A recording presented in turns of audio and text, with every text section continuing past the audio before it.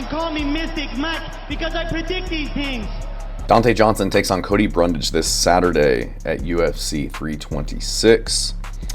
And Donte Johnson was initially supposed to be taking on Duško Todorović, who had to pull out. So now Cody Brundage is stepping in on short notice to take on the young upcoming prospect. He recently fought end of January, so had a little over a month off, and now jumping back in, taking this fight, which not the smartest move in the world, which doesn't surprise me because Cody Brundage, not the smartest fighter in the world, kind of a low IQ guy, but just doesn't make sense. You're on a 2-fight losing streak.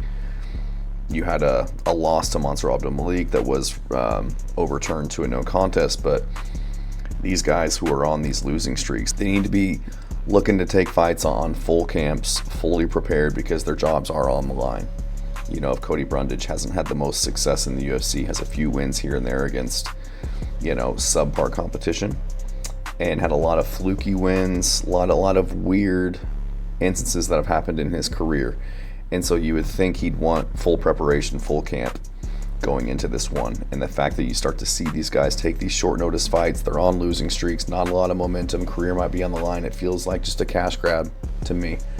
Maybe he thinks that he can take advantage of the short notice replacement because Donte Johnson's taking it on short notice as well, opponent change, and maybe he thinks that he has the experience advantage, which he does, and maybe he thinks that he can capitalize on that against a young green guy who doesn't have a lot of UFC experience. But I think this is, I wouldn't say the end of the road for Cody Brundage, because maybe he also thinks that if he loses this fight, takes it on short notice, he'll get another shot in the UFC, which should be the case. I don't think you should cut somebody who's doing the UFC a solid by hopping in there to save a fight, but definitely doesn't bode well for his future contract negotiations or his career in general, because I do think that there's a slim chance that he wins this fight. You know, Cody Brundage, he has had, you know, instances where he's able to use his explosivity and his athleticism, landing shots. You know, he's got power. He's a decent wrestler. He wobbled Cam Rowson his last time out, but he's just got a lot of quit in him.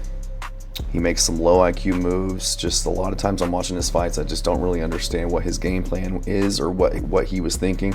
And you go through his career, you know, Cam Rowson, like I said, wobbled him, had some moments, but just kind of allowed himself to get backed up, was biting on the feints, and in the second round kind of just covered up in a ball and got TKO'd. And you see that when he's not good at being the nail. You know, he can be the hammer, but if you get him in a bad position, if you extend him out in a fight, if he's not having the success that he wants, he kind of wilts. Doesn't do the best job of getting back up off of his back or up off of the feet. He'll kind of just stay on the ground there and lose a decision or get TKO'd. We saw that in the Sedriques Dumas fight. You know, would shoot takedowns, get stuffed, get put on the bottom, lost to Eric McConaughey by split decision in a fight he should have won. He did better than I thought he would do against Mansour Abdulmalik.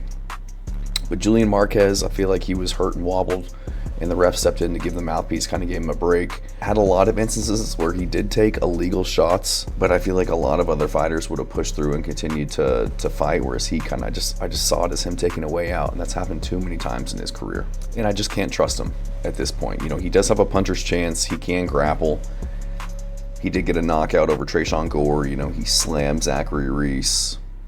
But outside of that, it's just, I don't see enough. I can't trust the guy, you know. And if he's going into this fight and his only chance is to get a knockout out of nowhere against Donte Johnson, I can't pick that, you know. And he does have the experience advantage. He could mix it up a little bit against the green fighter and Donte Johnson. But from what I've seen from Donte Johnson, I think that he's a legit prospect.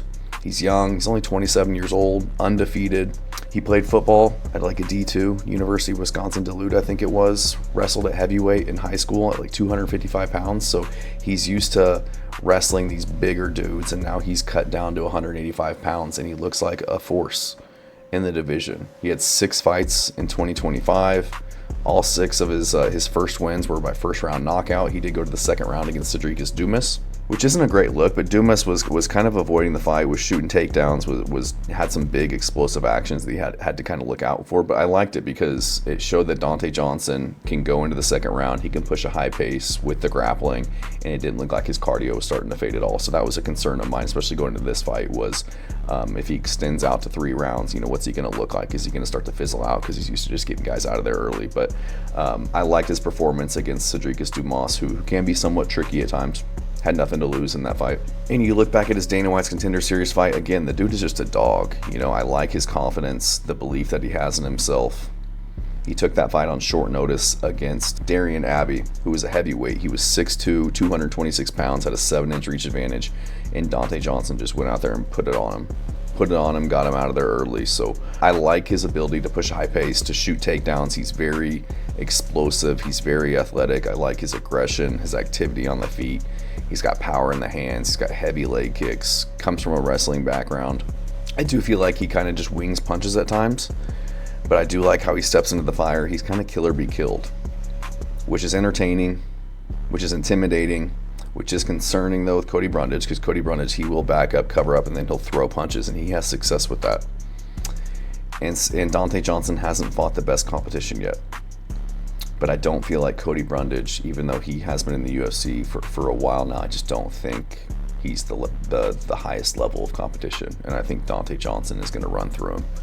I think that he has the wrestling to deal with Cody Brundage if he does try to wrestle. I think that he can defend the takedowns, get top position, and just kind of TKO Cody Brundage as he cowers into a ball along the cage. But more than likely, I see Donte Johnson just exploding on him, staying heavy on him, coming out quick, blasting Cody Brundage, getting him to the ground, not getting a out cold KO, but hurting him, dropping him, getting him on top, and getting a ground and pound TKO. So I think that's a lock of the card, in my opinion. I think that Donte Johnson by first, second round KO is a pretty high likelihood going into this fight, especially Cody Brundage taking this on short notice. Brundage is 31, still in his prime, so to speak, but 11-8-1 in his career, taking on this, young, ferocious guy who's undefeated. I'm going to go with Donte Johnson to get this one done by first or second round KO.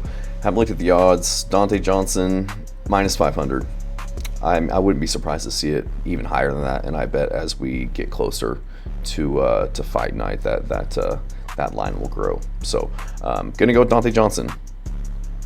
First or second round KO. Thanks.